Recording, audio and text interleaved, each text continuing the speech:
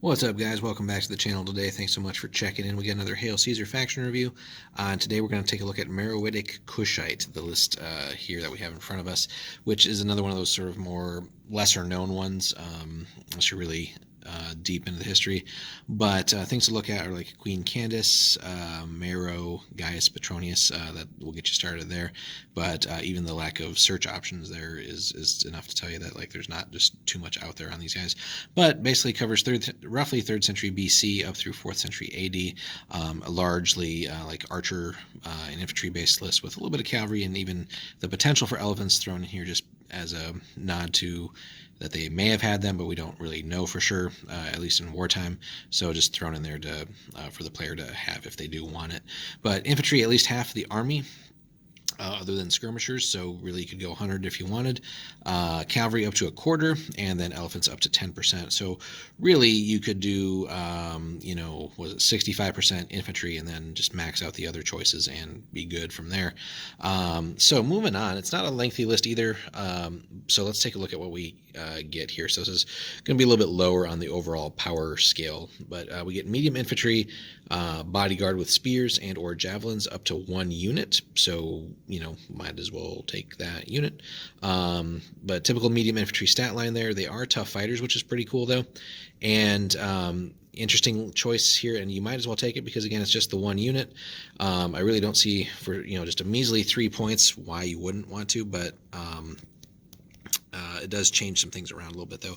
So I guess there is a slight reason for maybe not going that route. But anyway, extra to replace spear armed guard with medium infantry bow armed guard. So I guess going from the benefits of more combat focus to I guess really fantastic at long range in a normal size unit. Trade up tough fighters for marksmen.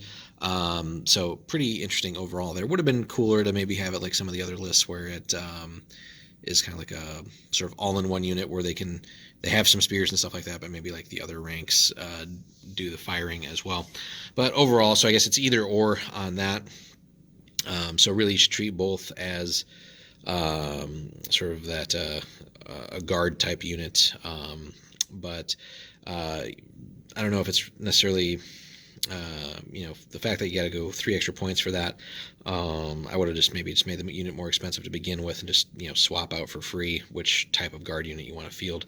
I think that would have been a little bit nicer overall, given some of the other deficiencies in the list here.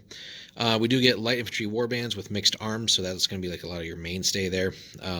So typical light infantry stat line, but again, you can pay the extra for pumping them up into large units, which you might want to do just for the extra dice. But they're wild fighters and levy, so things can get a little crazy there. With mixed arms, which does give you that long range stat line there, but deciding on I guess specifically like what all is there, that they'll leave it up to you as the hobbyist.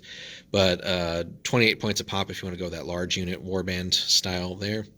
We move into some other light infantry. We get just regular size archer units, which is always cool. So having that in quantity for relatively cheap is pretty nice, but not expecting much in combat there certainly.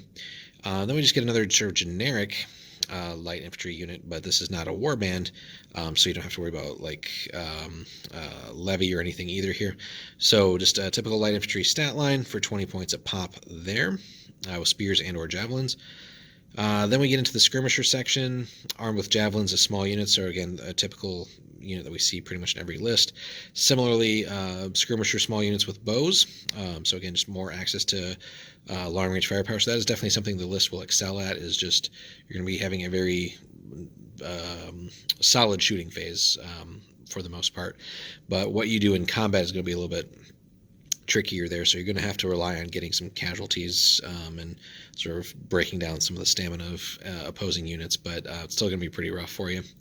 On the cavalry side, basically light cavalry for the most part. So Kushite or Nobadian light cavalry armed with spears or javelins. Solid punch, considering they're light cavalry, but again, things will drop off considerably over long term, and the morale save isn't going to do any favors there. Overall, this is a rough list for morale saves. But they do have feigned flight, which is cool. So, if you can soften things up enough with your missile fire, and then just get in there, punch, and then if you survive, get back out, that should hopefully provide you some viable tactic. We can also do that with basically Kushite or Numidian light cavalry armed with javelins as small units, specifically just javelins.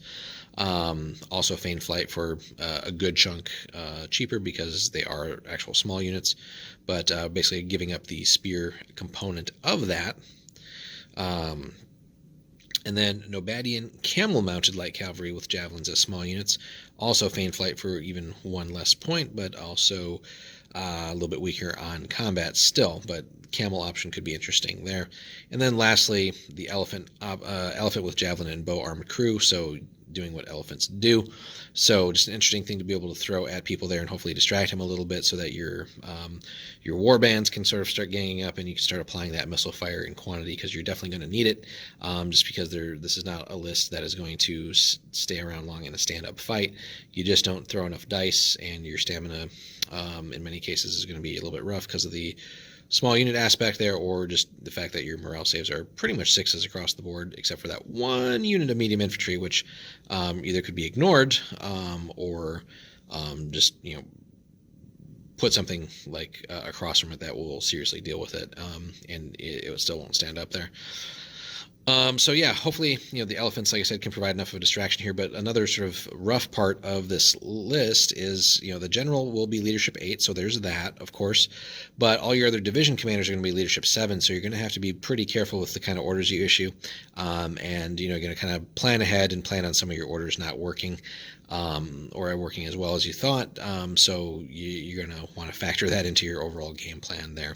So interesting list nonetheless. Could be fun to collect and field it, but certainly, and again, this isn't, Hail Caesar isn't meant to be like a straight up hardcore kind of competitive game, but, just matching it up with some of the other contemporaries, it's definitely going to be more on the overall weaker list, at least on paper. But that being said, an experienced general could probably pull a lot out of here, but this isn't certainly one that I would, recommend to like a beginning player to start off with, just because you're going to have large parts of your army maybe not working at the worst of times, and that's going to lead to frustration. So overall, an interesting one, but yeah, not too much to say about it. It's just some of the things, like I said, I think it would have been nicer to just have that medium, that guard infantry unit, since we're just getting the one, rather than forcing us to pay to upgrade it, even though in some ways it's a downgrade because we're losing the spear part of it, spear and javelin part, just to give us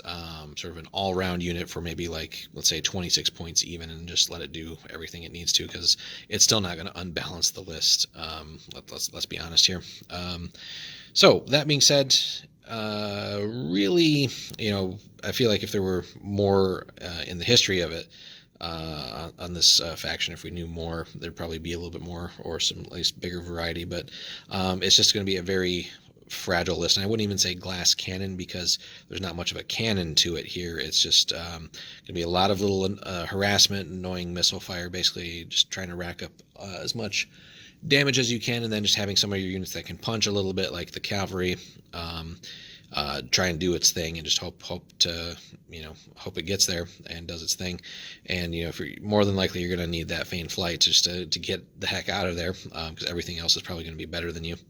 And then just trying to depending on the size of the game, trying to distract as much as possible with the elephants, and just hoping they can also do a little bit of work. So, but yeah, I feel like the longer you can sort of maintain your units and keep firing, that's probably going to be like the best game plan for you. But it's still going to be pretty rough against somebody brings a solid list with also being a veteran player. So, but anyway, let us know what you guys think. Have you bothered thinking about collecting these guys? Have you played with, against them? Tactics, experiences, what have the results been? Let us know in the comments, guys.